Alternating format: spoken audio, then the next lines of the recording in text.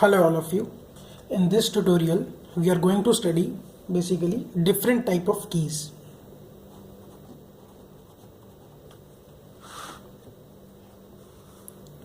For example, candidate key, primary key, foreign key, super key, alternate key. To begin with, we will take the candidate key. In order to study candidate key, we should be familiar with the concept of table or a relation. Table is a combination of rows and columns. We all know that. Let me make a table for you.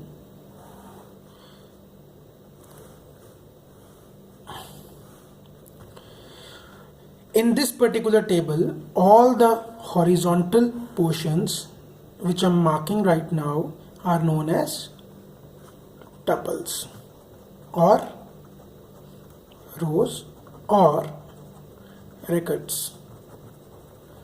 All the vertical ones are known as attributes or columns. Each table is a combination of attributes and records. Now, candidate key is the minimum set of attributes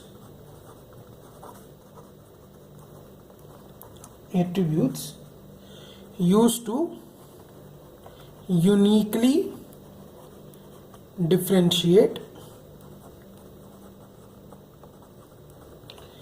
record of the table. That means that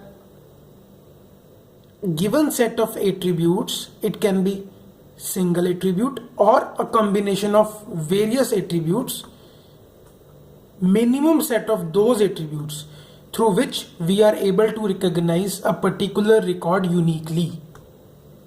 That means we are able to distinguish each record separately, uniquely, is a candidate key. Now, to make it more clear, let's take an example. Now, consider table 1. I have already filled in the values.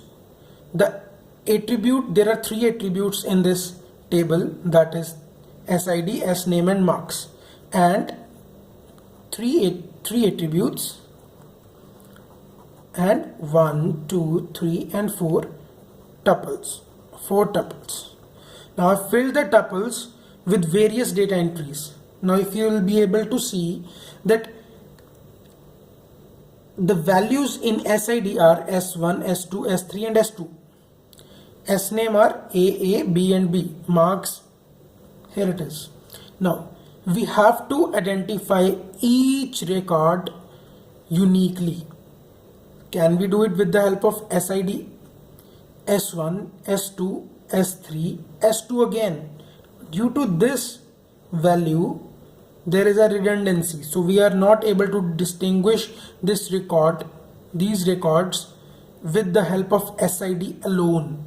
Similarly, there is redundancy in SNAME, in marks as well. So we need to club minimum 2 attributes to form a candidate key for this particular table.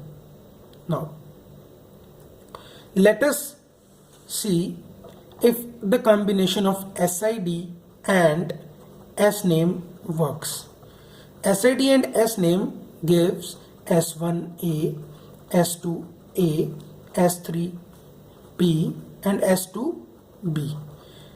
Now, S1A is different from S2A, is different from S3B, is different from S2B. Now, we are able to distinguish each record of this table uniquely with the help of combination of these 2 attributes. Hence, this is the candidate key for this particular table.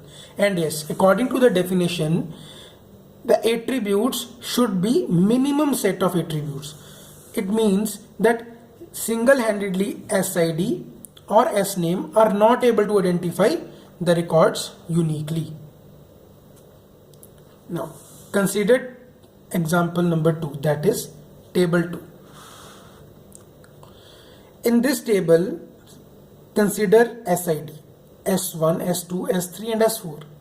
We are able to recognize each record of this table with the help of SID alone.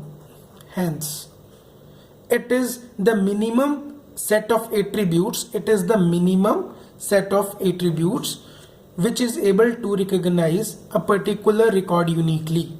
Hence, SID alone is the candidate key.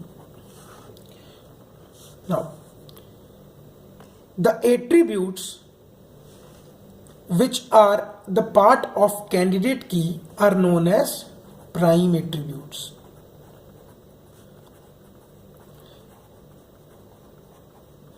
That means all the attributes which are participants of the candidate key are known as prime attributes. In this case, SID and SNAME are both prime attributes.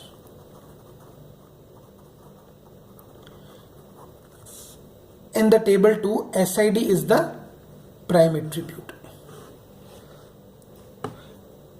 Thank you, and in the next video we are going to discuss about primary key, foreign key, super key and alternate keys. Now we will take certain examples of candidate key to explore the details. Thank you so much for watching this video.